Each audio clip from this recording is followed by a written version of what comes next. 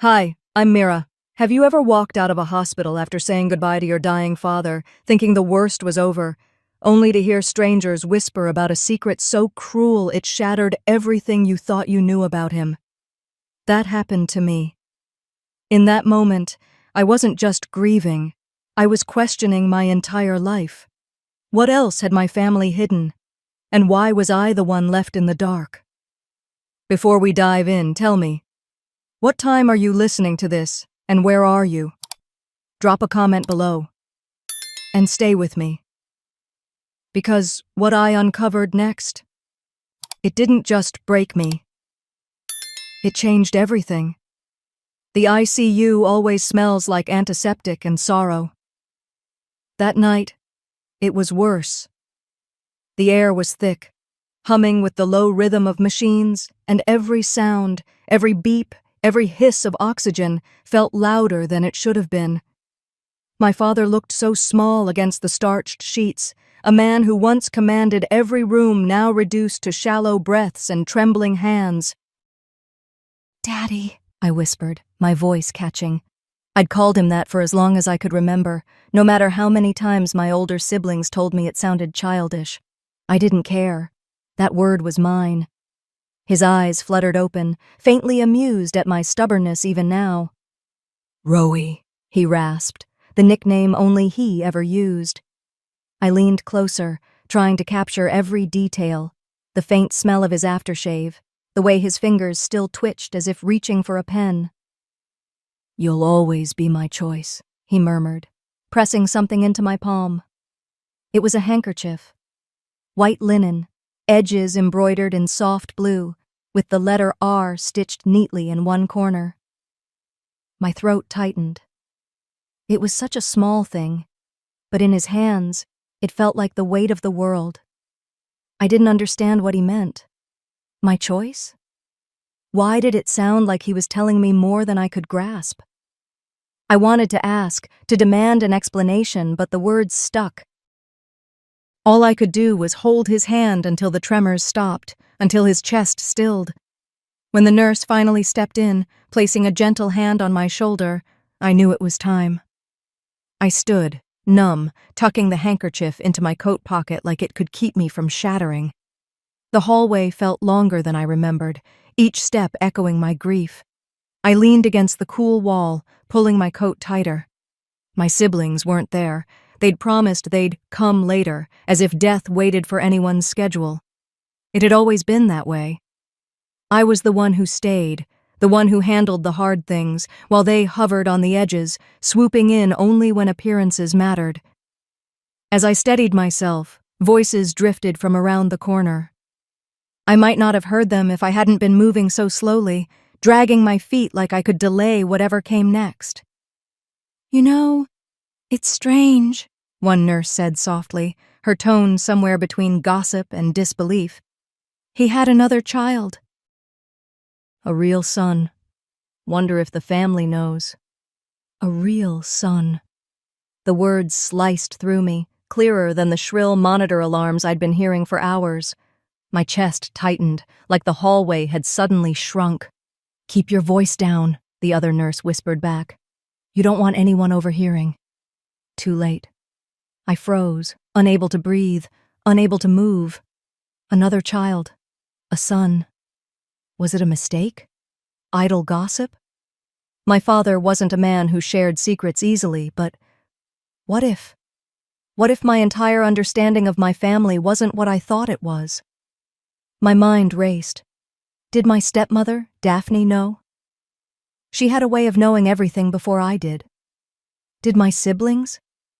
Were they laughing behind my back, as they always did when I was left in the dark? I couldn't make sense of it. My father had been complicated, yes, but secret children? I pulled the handkerchief out of my pocket, staring at the R like it could give me answers. "You'll always be my choice." The words echoed differently now. I stumbled out of the sliding doors into the Nashville evening. The sky was bruised purple, the autumn air sharp against my damp cheeks. I gripped the handkerchief so tightly my knuckles ached, like if I held it hard enough, it could anchor me to something real. "What did you mean by your choice, Daddy?" I whispered to the empty parking lot, the wind swallowing my voice. I didn't have any answers, only questions. And now, I knew one thing for certain. If there's another child, I need to know who he is, and why my father kept him a secret. I didn't sleep. I couldn't. My mind ran in circles, replaying those nurses' words until they felt tattooed into my skull. Another child. A real son. By 2 a.m, I'd given up trying to rest. I sat at the kitchen table with my second cup of coffee, staring at the crooked blinds in my little East Nashville house. It was quiet, except for the occasional car on the main road and the hum of my fridge. I turned the handkerchief over in my hands again and again. "You'll always be my choice." I whispered the words like a prayer, like saying them aloud would change their meaning. But they didn't change. They only felt heavier. If there was another child, where did that leave me? I'd always been the youngest, the tag-along, the afterthought at family dinners. Maybe that wasn't even true anymore. Maybe I wasn't really the last of anything. By dawn, I'd made up my mind. I needed answers, and I wasn't going to get them pacing my kitchen. Driving to Franklin the next morning felt surreal. The leaves along the interstate had turned that deep Tennessee orange, the kind my dad used to love pointing out when we'd take drives together. I gripped the steering wheel tighter every time I thought about how I'd never hear him say it again. His house looked the same as always, white columns, perfectly trimmed hedges, not a leaf out of place. Daphne's car sat smugly in the driveway. I'd told myself I'd be civil, but my stomach knotted as I rang the bell. She opened the door in one of her designer cardigans, her blonde bob as perfect as ever, her lips curled into a half-smile that never reached her eyes. "Mira, don't make this harder than it has to be." "I came to help," I said evenly, forcing a calm I didn't feel. "There's a lot to sort through." Her gaze flicked past me, like she was already bored. "Your siblings will be here soon. We can handle most of it. You can take some of your father's books, if you like." Books. She'd already decided what scraps I was allowed. Inside, the house smelled like lemon polish and cold air. My eyes caught on the labeled boxes stacked by the dining room. Maribel. Grayson. No box for me. Not one. I bit the inside of my cheek. Of course. "Why are you here so soon?" Maribel's voice floated in from the foyer. She swept in wearing a cream sweater and heels, like she was headed to a photo shoot instead of her father's house. "We haven't even processed Dad's will yet." "I'm just helping," I said again, though I wasn't sure who I was trying to convince, her or myself. She gave me a look that said I didn't belong. It was the same look she'd given me all my life.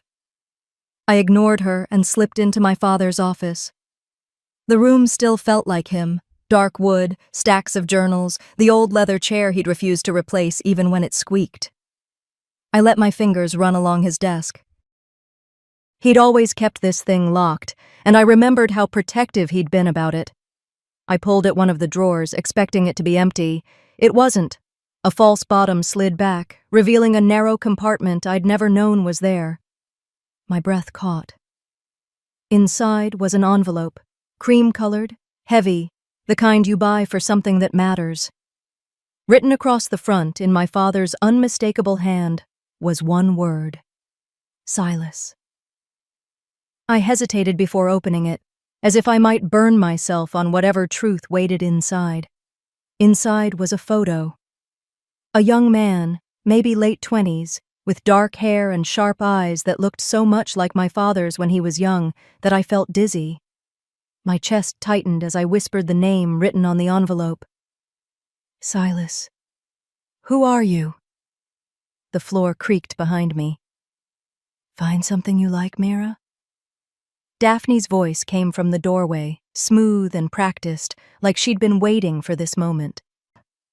My fingers tightened around the envelope instinctively, hiding it behind my back as I turned to face her. Daphne was leaning against the doorway like she owned the room, which technically she probably did now. Her smile was too polished, too measured. "Going through Dad's things," I said, trying to keep my voice even. She tilted her head, eyes narrowing just slightly. "Your father had complicated dealings. Some things are better left buried, Mira." It sounded like a warning dressed up as advice. My heart pounded, but I forced myself to look unfazed. "I'm just trying to help," I replied. She stepped closer, her perfume, something sharp and expensive, filling the air between us. "Help? Or stir up trouble?" I didn't answer. Before I could come up with something halfway clever to say, voices floated in from the hallway. "Are we doing this now?" Maribel called, her heels tapping against the hardwood. Grayson followed behind her, his presence as heavy as ever. We all ended up in the living room. I sat stiffly on the edge of an armchair while Daphne perched like a queen on the sofa. Maribel crossed her legs, smirking like she was already bored. Grayson stayed standing, looming by the fireplace.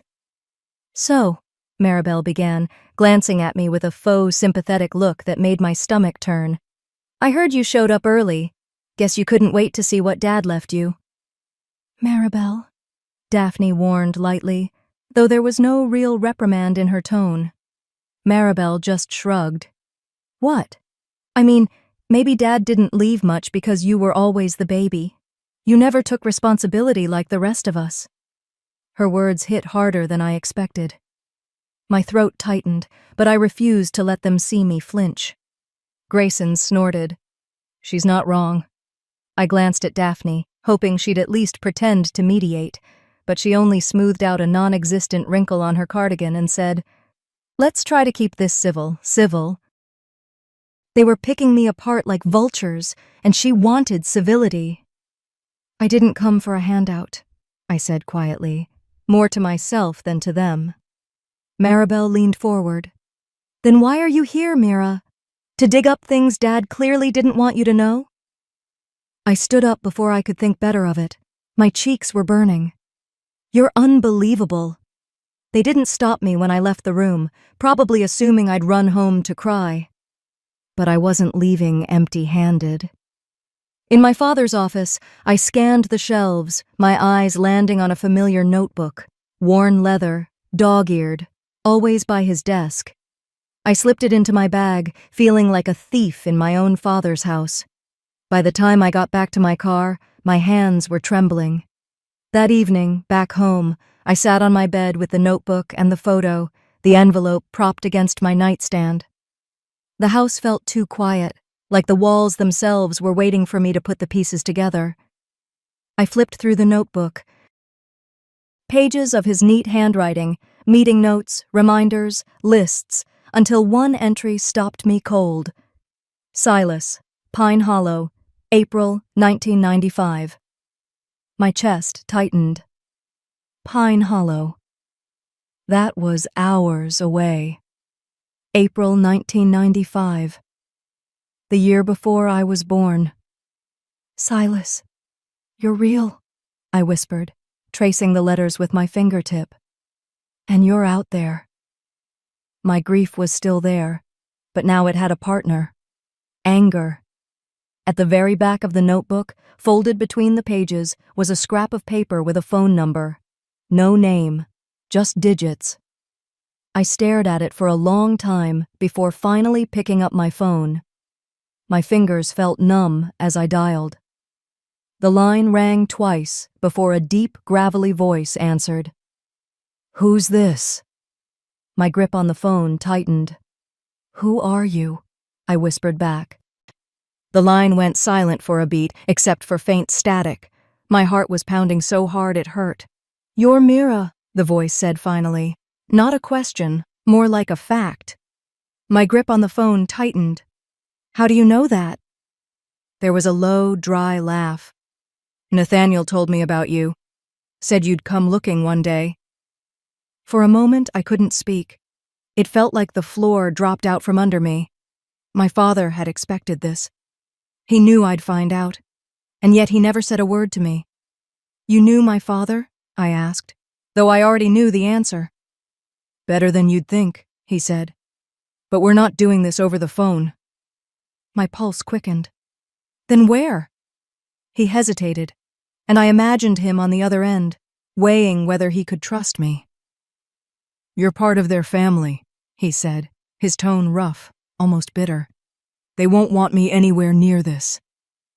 "I'm not them," I said firmly. "I just want the truth." "Whatever it is." A pause, then. "There's a diner off I-65 near Pine Hollow. Miller's. Be there tomorrow at 2. If you're late, I leave." And then the line went dead. I sat there for a while, staring at my phone like it could explain any of this. Nathaniel had kept a whole person hidden, a brother I didn't even know existed, and told him I'd eventually come. The betrayal cut in so many directions I didn't even know where to aim my anger. At him, at Daphne, at myself, for being too blind to see there was more beneath his carefully guarded life. The next day, I drove toward Pine Hollow with the kind of restless energy that felt like it was eating me alive. The closer I got, the more questions piled up in my head. Why did he keep Silas a secret? Did Daphne know?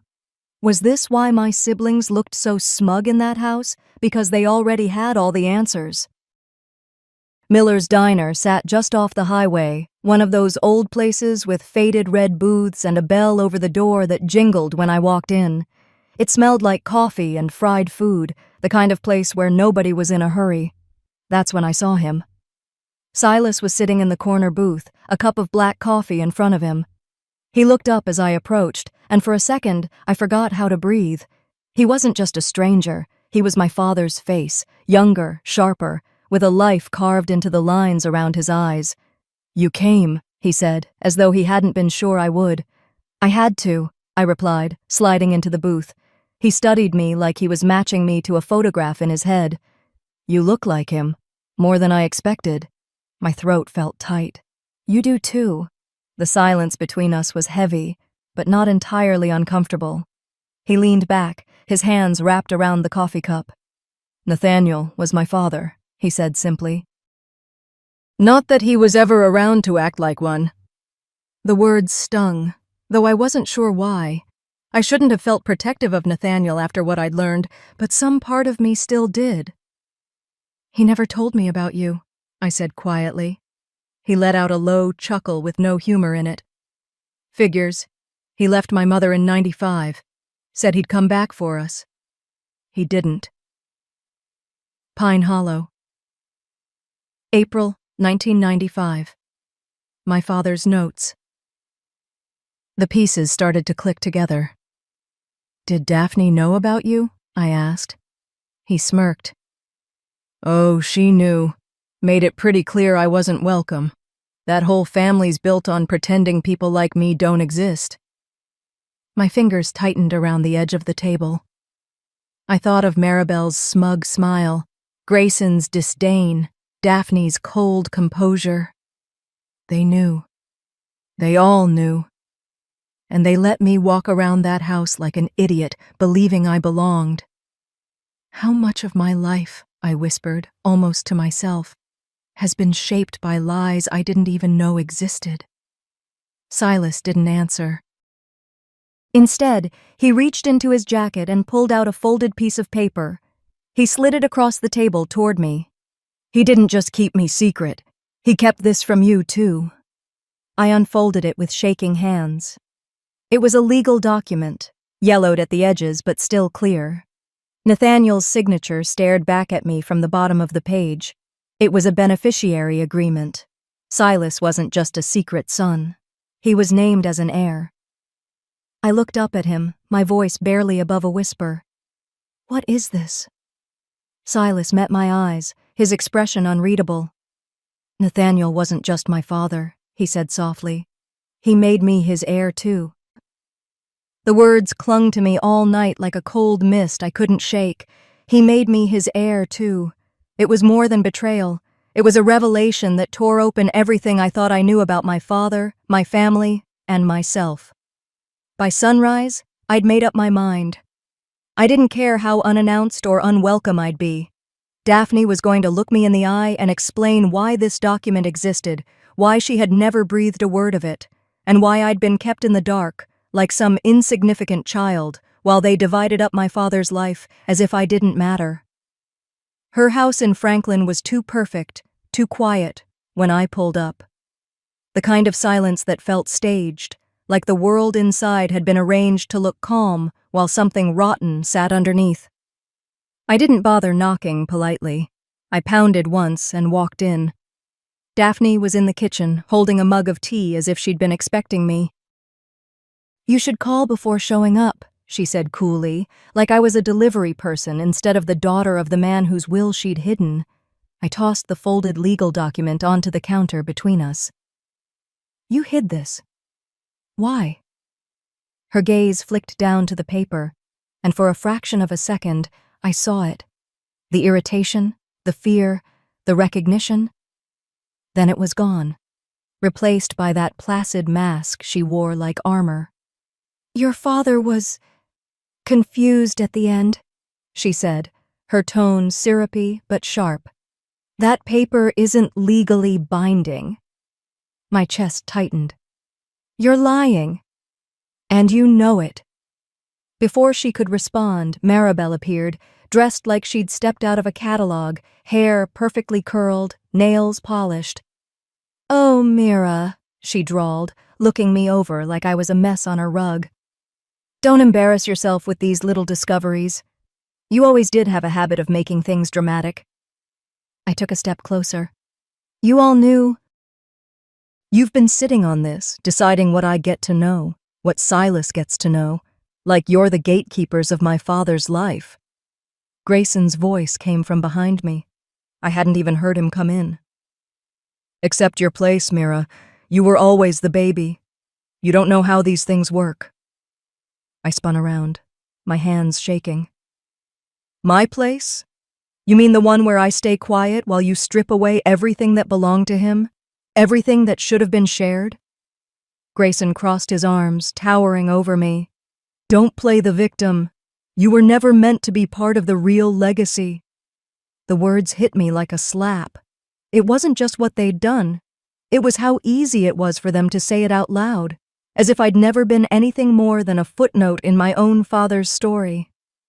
Daphne sighed, like I was a child throwing a tantrum. "You've had a hard week, Mira. Go home. Get some rest.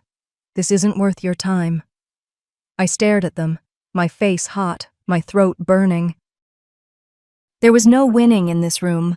They weren't going to give me answers. They weren't even going to give me the dignity of a real conversation. I walked out before I said something I couldn't take back. The second I was in my car, I collapsed against the steering wheel and screamed. It wasn't graceful or composed. It was years of being dismissed, belittled, and kept small pouring out of me all at once. All these years, I'd let them make me feel like I didn't deserve to take up space, like I was lucky to be tolerated. And while I stayed quiet, they took everything they could. My phone buzzed, cutting through my breathing. "Silas." "You stirred the hornet's nest," he said as soon as I answered. His voice was low, urgent. "Be careful. Daphne doesn't like losing control." I looked back toward the house, gripping the phone until my knuckles ached. Through the curtains, Maribel stood there, watching me. "What else are they hiding?" I whispered. Silas didn't hesitate. "If they've buried one will," he said, "imagine what else they've buried." I couldn't get Silas's words out of my head. If they've buried one will, imagine what else they've buried. By the time I got home, the sun had set, but I couldn't sit still. My father's notes, the envelope with Silas's name, the document naming him as a beneficiary, they were all spread across my kitchen table like puzzle pieces that wouldn't quite fit together. I pulled out a legal pad and started making a list, my handwriting jagged and fast. What else are they hiding? Why Silas? Why keep me small? The questions stared back at me, accusing and unfinished. I barely slept, and when I did, I dreamt of my father's face, tired, distant, and saying the same words over and over. "You'll always be my choice."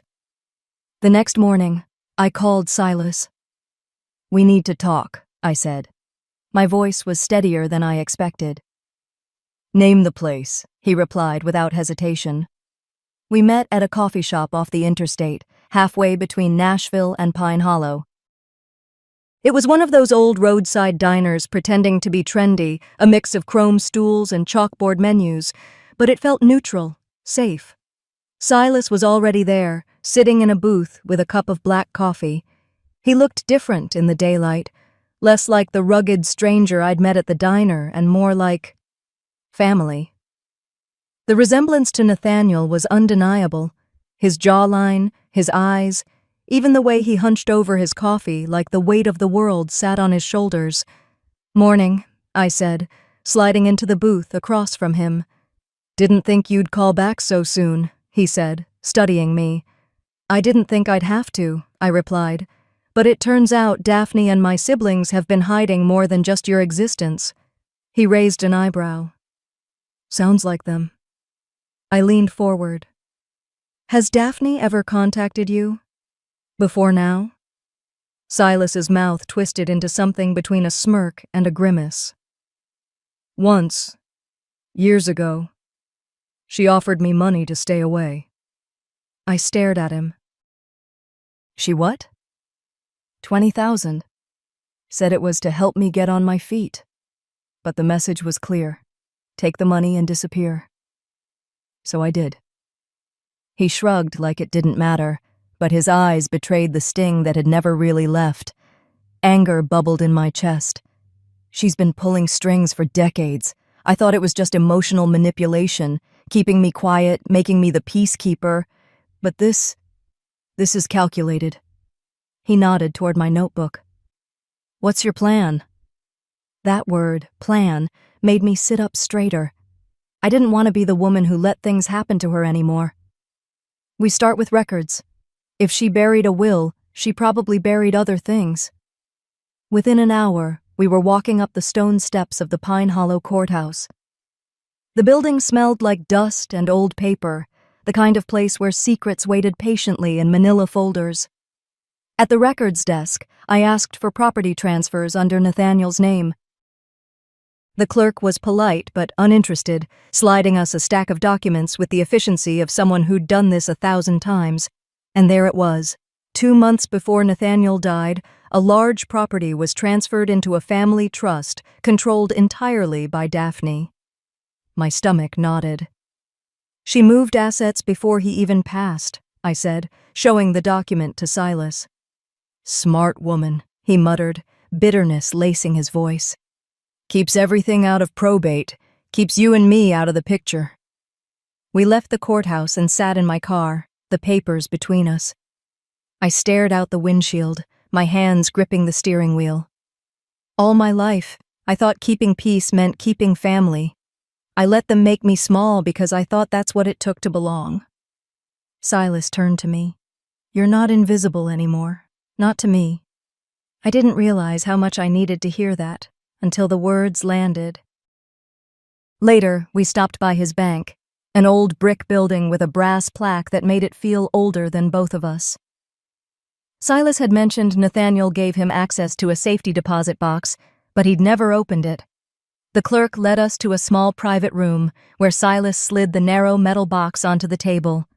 Inside were letters, neatly bound with a rubber band, and one sealed envelope with my name on it in Nathaniel's handwriting. My breath caught. I reached for it, my fingers hovering over the paper like it might burn me. Silas studied me. "Do you want to know the truth?" he asked quietly. "Even if it ruins everything you thought you knew?" I couldn't look away from my name scrawled in my father's familiar hand. "More than anything," I whispered. I stared at the envelope, my name written in my father's unmistakable script, the ink slightly smudged like his hand must have trembled when he wrote it. My fingers brushed over the surface, hesitant, almost reverent. Silas said nothing, just watched me, his arms folded on the table like he understood this was a moment I had to face alone. With one deep breath, I slid my finger under the flap and tore it open. The paper inside smelled faintly of his cologne, the one he always wore to church, the scent of Sunday mornings and quiet car rides. It hurt before I even read a word. "My dearest Mira," it began. The words blurred almost instantly, but I blinked through the tears and kept going. He wrote about his mistakes, his cowardice, as he called it, hiding Silas from me, thinking it was better for everyone if our worlds didn't collide. He admitted to being pressured by Daphne in his final months, how she had pushed him into signing things while he was medicated. "I thought I was protecting you," he wrote. "I see now I only hurt you. I let her convince me that silence was mercy, but mercy doesn't look like this." My breath hitched as the pages trembled in my hands. Each sentence felt like a weight pressing down on me, and yet, in a strange way, it also lifted a veil. He knew. He wasn't blind to what she was doing. He just couldn't stop it. The tears came fast then, spilling onto the paper as I choked on sobs I hadn't let myself release in years. Grief mixed with rage, and it all poured out of me, messy and unrestrained. Silas moved closer but didn't touch me. He didn't try to stop me from crying. He just let me fall apart. When I finally set the letter down, my body was shaking.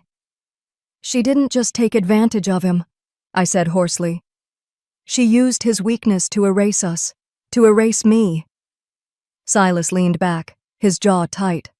"Then you can't let her win." I wiped my face with the back of my hand and stared at the letter again. For so long, I'd convinced myself that staying quiet kept the peace, that maybe letting them take the lead was the cost of family. But this was theft. Theft of my father's voice, his legacy, my place in his life.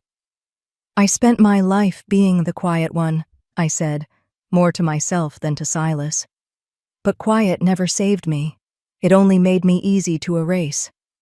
He tilted his head, giving me a long look. "So what now?" I folded the letter carefully, sliding it back into the envelope like it was sacred. My hands weren't trembling anymore.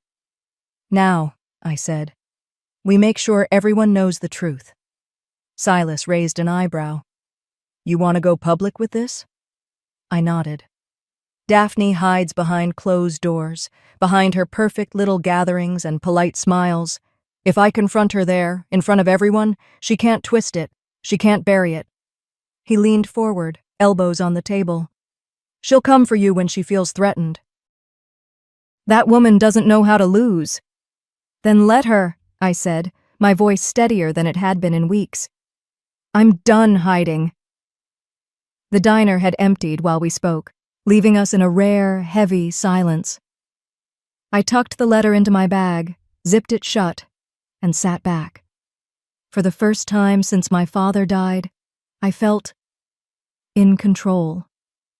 As we walked out to the parking lot, the autumn air hit my face, cool and grounding. I climbed into Silas's truck, the letter pressing against my side like a shield. "Where do we start?" he asked as he turned the key in the ignition.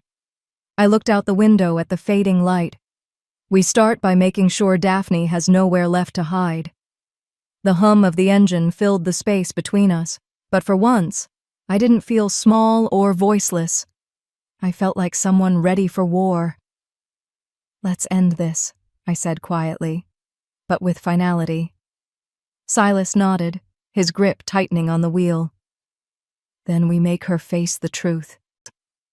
The following Saturday came quicker than I expected. Franklin's Country Club gleamed under the glow of 100 chandeliers, its parking lot filled with luxury cars, the kind my father used to grumble about but still admire. I sat in Silas's truck for a moment, staring at the grand entrance where donors, family friends, and distant relatives were walking in with wine glasses and polite smiles. "You sure about this?" Silas asked, his voice steady, though his hand tightened on the steering wheel. I nodded. "If I do this in her house, she'll bury me again. Here. She can't hide behind her walls." We stepped out together. Heads turned as soon as we walked through the glass doors. Me in my simple black dress, Silas in his worn jacket and jeans, looking completely out of place among the perfectly polished. Good. I wanted them to stare. Daphne appeared near the buffet table, her sequined gown catching the light. Her face lit up in that saccharine way she had mastered over the years. "Mira," she sang out, crossing the room with open arms. "You weren't invited, dear." "You should have expected me," I replied, my tone sharp enough to make the nearest server pause mid-step. Maribel appeared behind her, draped in pearls, her lips already curled in that condescending smile. Crashing a fundraiser? How very desperate. Grayson wasn't far either, shaking hands with some banker before sliding in beside them. He didn't bother with pleasantries. "Whatever you're here for, drop it. You don't belong in this conversation." I took a step forward and pulled the folded letter from my bag. My father's words felt like steel in my hand. "This isn't a conversation," I said loudly enough for the room to hush. "This is the truth." Daphne's smile stiffened. "Mira, don't make a scene. You're embarrassing yourself." I opened the letter and began to read, my voice shaking only for the first few words. "My dearest Mira, I let her convince me that silence was mercy, but mercy doesn't look like this." A ripple of whispers cut through the room. "My father admitted you coerced him while he was medicated. He regretted hiding Silas and what you did to me. He wanted me to know." Daphne barked out a laugh, too sharp to be genuine. "Delusions of a grieving child. You think anyone here believes a few scribbles over me?" "Then maybe they'll believe me," Silas said, stepping forward. "I'm Nathaniel's son, the one you paid to disappear." The gasp that followed was loud enough to rattle the glasses on the bar. Someone whispered, "He looks just like Nathaniel." Daphne's mask cracked. Her voice turned to venom. "You always were pathetic, Mira. Do you think anyone in this room will take your word over mine? Over us?" I didn't flinch. Instead, I reached into my bag again and pulled out the copies of the forged trust documents Silas and I uncovered. "Then they can take the word of these legal records. Property moved into a trust you forged to cut me and my brother out. I wonder how the donors here feel about giving to someone who manipulates the dying for profit." The room erupted. A donor near the front barked, "Is this true, Daphne? Did you really do this?" Another voice called for her to step down from the trust. Daphne sputtered, her face red, but I didn't wait for her defense. I turned to Silas. "We're done here." We walked toward the exit as the room devolved into chaos, the sound of Daphne's crumbling empire echoing behind us. "This is just the beginning," I whispered to Silas as we stepped out into the cool night air, leaving Daphne to choke on her own lies. The fundraiser had been over for days, but its aftermath still hummed through Franklin like a struck bell. I sat on my porch, coffee in hand, rocking in the chair my father built for me when I was little. The wood creaked like it used to when he pushed me on warm summer evenings. I thought unmasking Daphne in front of her donors would feel like a clean victory. Instead, it felt heavy, like laying down a weapon after a battle you never wanted but had no choice but to fight. Daphne had resigned from the family trust within 48 hours. The board had sent me a formal apology for what they called gross mismanagement. I knew the wording was legal armor, not remorse. Daphne wouldn't apologize, not to me, not to Silas, and maybe not even to herself.